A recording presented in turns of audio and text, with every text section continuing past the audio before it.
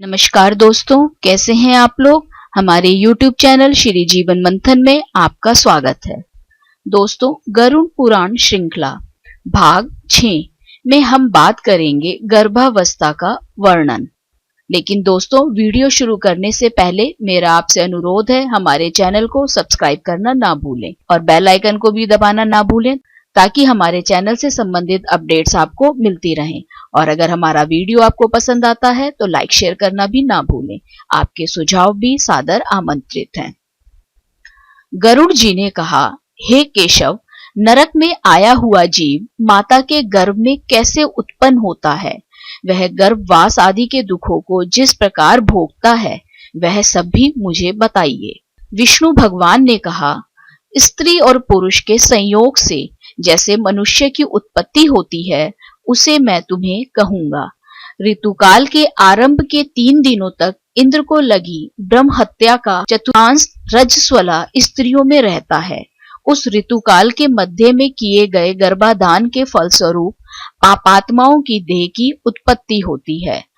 रजस्वला स्त्री प्रथम दिन चंडालिनी, दूसरे दिन ब्रह्मघातनी और तीसरे दिन धोबिन कहलाती है।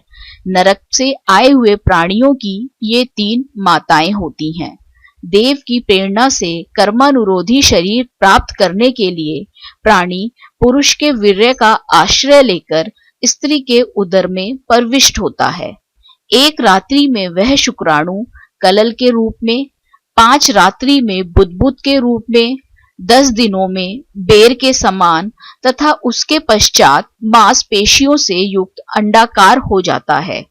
1 मास में सिर, 2 मास में बाहु आदि शरीर के सभी अंग, तीसरे मास में नख, लोम, अस्थि, चर्म तथा लिंग बोध का छिद्र उत्पन्न होते हैं। चौथे मास में रस, रक्त, मांस, मेदा, अस्थि, मंजा और शुक्र ये 7 धातुएं तथा 5वें मास में भूख प्यास पैदा होती है। 6ठे मास में जरायु में लिपटा हुआ वह जीव माता की दाहिनी कोख में घूमता है और माता के द्वारा खाए पिए अन्नादि से बढ़े हुए धातुओं वाला वह जंतु विष्ठा मूत्र के दुर्गंध युक्त गड्ढे रूप गर्भाशय में सोता है। वहां गर्भस्थ शुद्धित कृमियों के द्वारा उसके सुकुमार अंग प्रतिक्षण बार बार काटे जाते हैं, जिससे अत्यधिक कलेश होने के कारण वह जीव मूर्छित हो जाता है।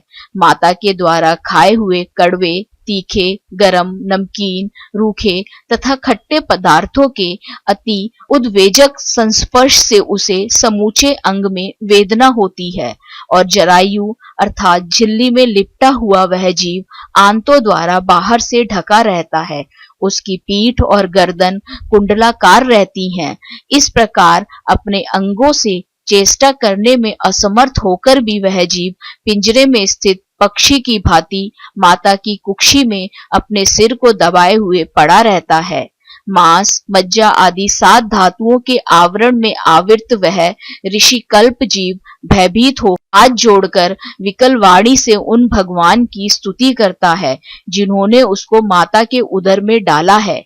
7वें महीने के आरंभ से ही सभी जन्मों के कर्मों का ज्ञान हो जाने पर भी गर्भस्थ प्रसूति वायु के द्वारा चालित होकर वह विष्ठा में उत्पन्न सहोदर कीड़े की भांति एक स्थान पर ठहर नहीं पाता।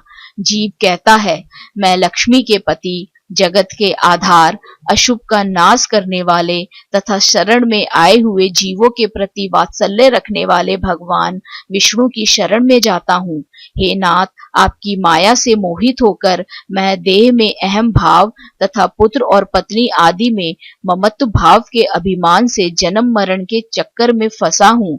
मैंने अपने परिजनों के उद्देश्य से शुभ और अशुभ कर्म किए, किंतु अब मैं उन कर्मों के कारण अकेला जल रहा हूँ। उन कर्मों के फल भोगने वाले पुत्र कलत्रादि अलग हो गए। यदि इस गर्भ से निकलकर मैं बाहर आऊं तो फिर आपके चरणों का स्मरण करूंगा और ऐसा उपाय करूंगा जिससे मुक्ति प्राप्त कर लूं। विष्ठा और मूत्र के कुएं में गिरा हुआ, जठराग्नि से जलता हुआ एवं यहाँ से बाहर निकलने की इच्छा करता हुआ मैं कब बाहर निकल पाऊंगा? जिस दीन दयाल परमात्मा ने मुझे इस प्रकार का विशेष ज्ञान दिया है मैं उन्हीं की शरण ग्रहण करता हूँ, जिससे मुझे पुनः संसार के चक्कर में ना आना पड़े, अथवा मैं माता के गर्भगृह से कभी भी बाहर जाने की इच्छा नहीं करता, क्योंकि बाहर जाने पर पाप कर्मों से पुनः मेरी दुर्गति हो जाएगी। इसीलिए यहाँ बहुत दुख की स्थिति में रहकर भी मैं खेद रहित होकर आपके चरणों का आश्रय लेकर संसार से अपना उद्धार कर लूंगा। श्री भगवान बोले, इस प्रकार की बुद्धि वाले एवं स्तुति करते हुए 10 माह के ऋषि कल्प उस जीव को प्रसूति वायु प्रसव के लिए तुरंत नीचे की ओर ढकेलता है। प्रसूति मार्ग के द्वारा नीचे सिर करके सहसा गिराया गया वह आतुर जीव अत्यंत कठिनाई से बाहर निकलता है और उस समय वह श्वास नहीं ले पाता तथा उसकी स्मृति भी नष्ट हो जाती है। पृथ्वी पर विष्ठा और मूत्र के बीच गिरा हुआ वह जीव मल में उत्पन्न कीड़े की भांति चेष्टा करता है और विपरीत गति प्राप्त करके ज्ञान नष्ट हो जाने के कारण अत्यधिक रुदन करने लगता है।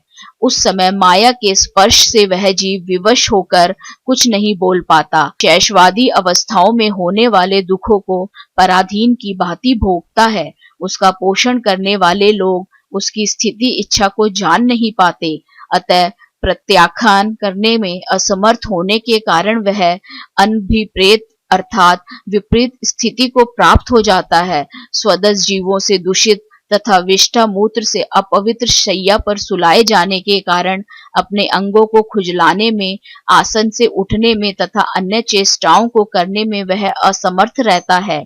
जैसे एक कृमि दूसरे कृमि को काटता है, उसी प्रकार ज्ञान शून्य और रोते हुए उस शिशु की कोमल त्वचा को डांस, मच्छर और खटमल आदि जंतु व्यथित करते हैं। इस प्रकार शैशवावस्था का दुख भोग कर वह पौगड़ावस्था में भी दुख ही भोगता है। तदंतर युवावस्था प्राप्त होने पर आसुरी संपत्ति को प्राप्त करता है। तब वह दुर्व्यसनों में आसक्त होकर नीच पुरुषों के साथ संबंध बनाता है और वह काम लंपट प्राणी शास्त्र तथा सत्पुरुषों से द्वेष करता है। भगवान की माया रूपी स्त्री को देखकर वह अजितेंद्रिय पुरुष उसकी भाव भंगिमा से प्रलोभित होकर महामोह रूप अंधतम में उसी प्रकार गिर पड़ता है जिस प्रकार अग्नि में पतंगा।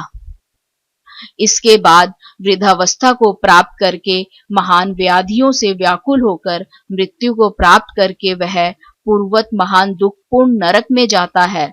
इस प्रकार जन्म मरण के हेतुभूत कर्म पाशों से बंधे हुए वे पापी मेरी माया से विमोहित होकर कभी भी वैराग्य को प्राप्त नहीं करते। हे तार्क्ष्य, इस प्रकार मैंने तुम्हें अंत्येष्टि कर्म से हीन पापियों की नरक गति बताई। अब आगे और क्या सुनना चाहते हो? इस प्रकार गरुड़ पुराण के अंतर्गत गर्भावस्था का वर्णन नामक 6वां अध्याय पूर्ण हुआ।